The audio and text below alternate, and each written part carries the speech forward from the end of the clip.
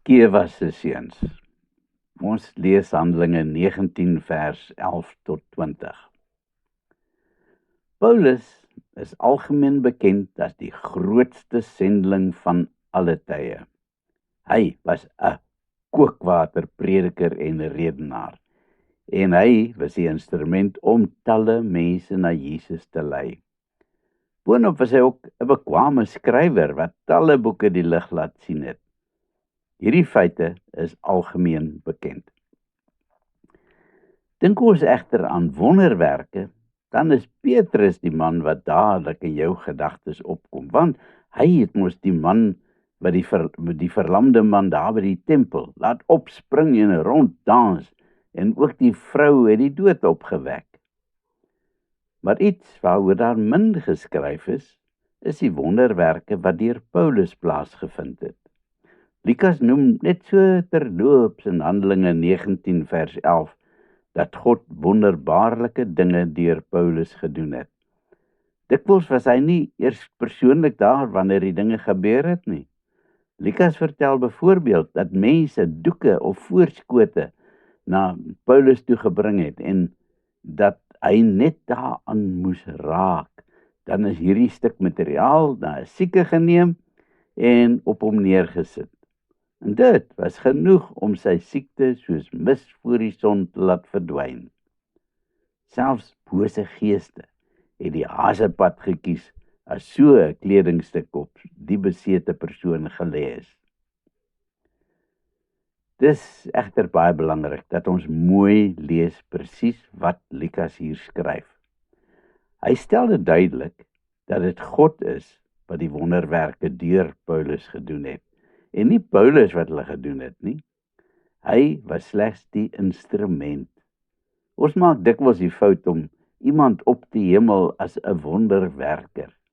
Die persoon sou al so baie mense genees het deur sy wonderlike geloof of genesende krag. Nou wat beteken dit dan as iemand 'n spesifieke geestesgawe ontvang het? Beteken dit dat hy die mag het om byvoorbeeld mense te kan genees? Nee, beslis nie. Al wat dit beteken is dat die Here die persoon gebruik as 'n kanaal om sy wonderwerke te laat gebeur. Presies dieselfde geld vir al die ander sogenaamde geestesgawes. Iemand met die gawe van prediking word deur die Here gebruik bloot as 'n spreekbuis om sy boodskap oor te dra. Daar is dus 'n groot verantwoordelikheid op so 'n persoon, want hy moet sorg dat daai spreekbuis in die beste moontlike toestand bly. Dit is sy plig om die boodskap suiwer oor te dra, en hy moet oefen om dit foutloos en glad voor te dra. Dit kos dus baie ure se voorbereiding om die boodskap aan mense te lewer. Dieselfde geld vir al die ander gawes. Jy moet sorg dat jy die beste moontlike kanaal is vir die Here se werk. Maar terug by ons verhaal.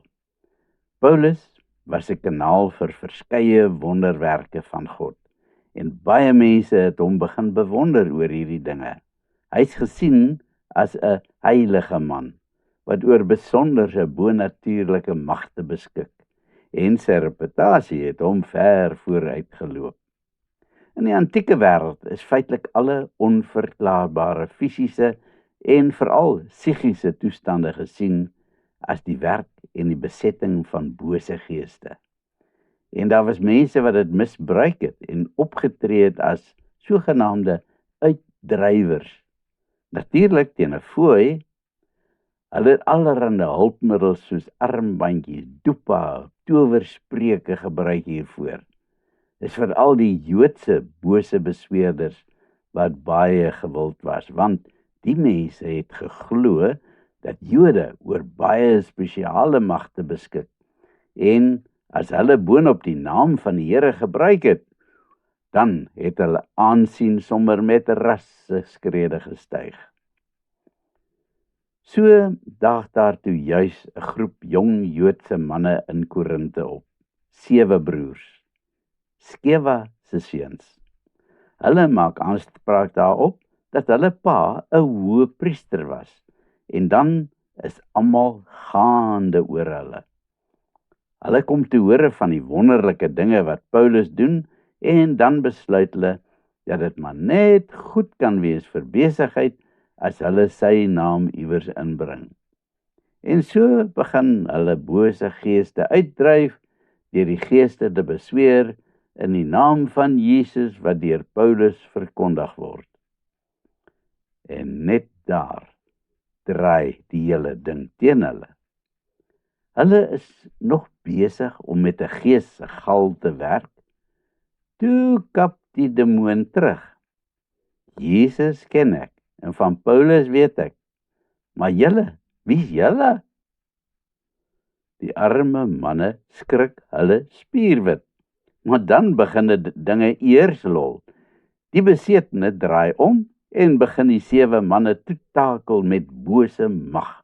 Hy slaan die kerels pimpel en pers en skeur die klere van hulle lywe af, sodat hulle kaal en stikkend geslaan al skreeuende straat afvlug.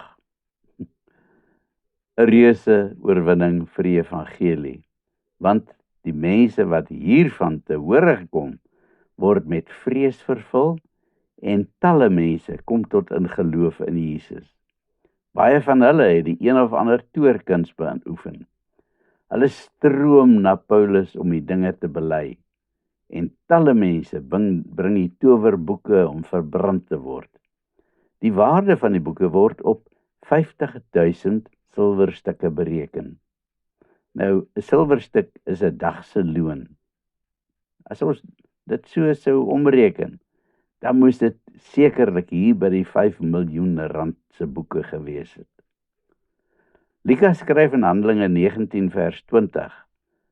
So het die woord van die Here kragtig bly groei en steeds sterker geword.